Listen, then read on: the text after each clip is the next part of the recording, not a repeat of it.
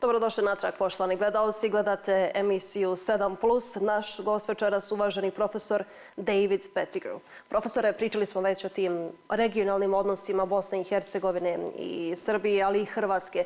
Zanima me konkretnije koja je uloga Hrvatske i evo gospodina Plenkovića u Bosni i Hercegovini. Šta je njihov konačni cilj?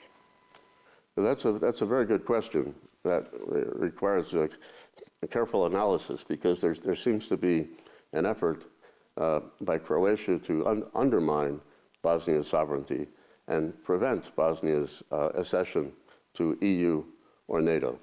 And it's puzzling and problematic because that's also the fundamental goal of the Russian Federation or perhaps of Serbia, that Bosnia's accession to EU or NATO be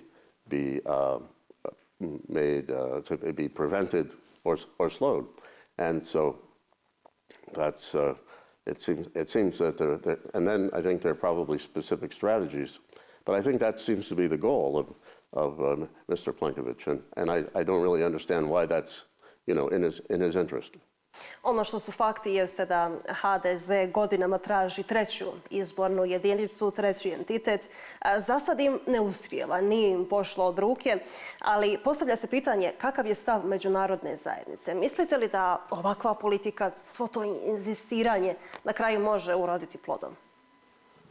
So the goal by HDZ to establish a third entity, it might be this sort of specific element of Mr. Plenković's approach to Bosnia. As it was something that was also proposed by the Croatian Academy of Sciences and Arts a few years ago, that somehow we had to have a third entity to protect the rights of Bosnian Croats. And the third entity is also, the idea of the third entity is also a kind of the legacy of the joint criminal enterprise to establish Herceg-Bosna. And this is something that somehow appeals to the international community because they're talking about the idea is to somehow protect the rights of a Croat minority. But it's undermining the sovereignty of the state when the rights of Croat people and Bosnian Croat people would be protected if they would be considered as citizens of the state. Then they would have the equal rights of everyone in the state.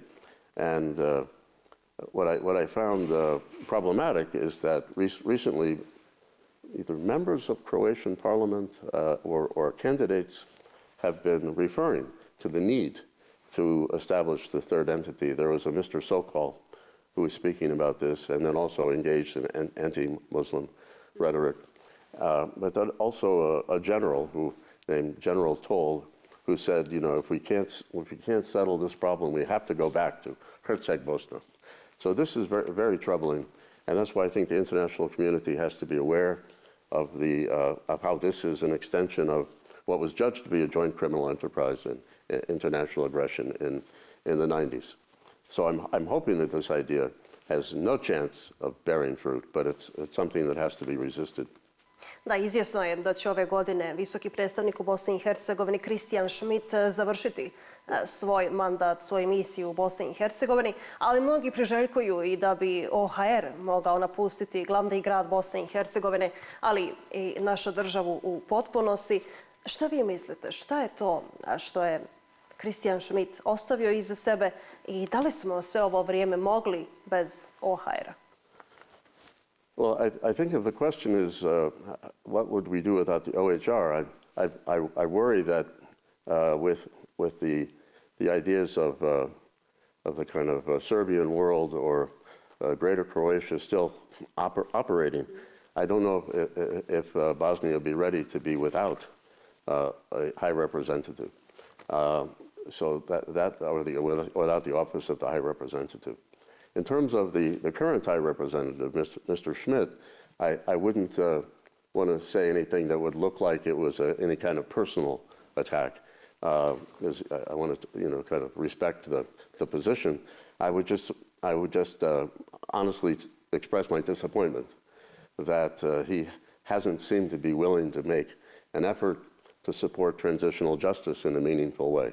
He could have made taken a decision with the bond powers to preserve atrocity sites and allow survivors to establish memorials at Barutny Magazine or at Kravica Warehouse or at Partisan Sports Hall in Foča. He and his staff are aware of these injustices that occurred and the continuing, it's a kind of continuation of the genocide that it's denied and the memory is suppressed. And he's also failed to, so markedly to fail to remove the mural for Ratko Mladic at the entrance to Kalinovic. So I think this is an unfortunate failing and I guess if I was able to talk to him, I would encourage him to consider these as initiatives to take before he leaves, because it's so important to establish a culture of remembrance that supports democracy and respect for human rights. Kako će i može li Bosna i Hercegovina uopšte krenuti naprijed sa ovakvim destruktivnim politikama sa kakvim je suočena? Ima li uopšte mjesta optimizmu Bosne i Hercegovini?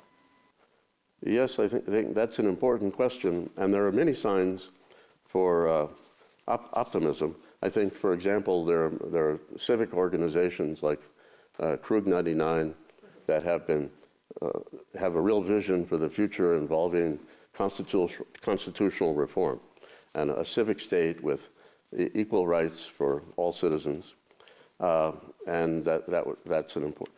So that's just Krug 99 would be one example of many civic organizations. There are associations of survivors who are dedicated to preserving the memory of the victims, and they have endless energy, and they're always inspiring. So I think that's a source of optimism, and they just need the support of the international community and the High Representative, because they say, you know, they don't want revenge, they want justice. And there's also I think it's important that Bosnia is recognized for the important work of its diplomatic community. You have and members of the presidency. I was in Connecticut in the United States in November at a statehood day celebration with a member of the presidency, Mr. Komšić. And it was very inspiring for for the community in the Hartford area. And the next day I was at the United Nations in New York with a member of the presidency, Bećirović, for a statehood day commemoration, also inspiring and networking with members of the refugee community, we could say, in the New York area. And this reminded me of the excellent work of Ambassador Lagumdzija at the UN, Ambassador Alcalay at the embassy in Washington.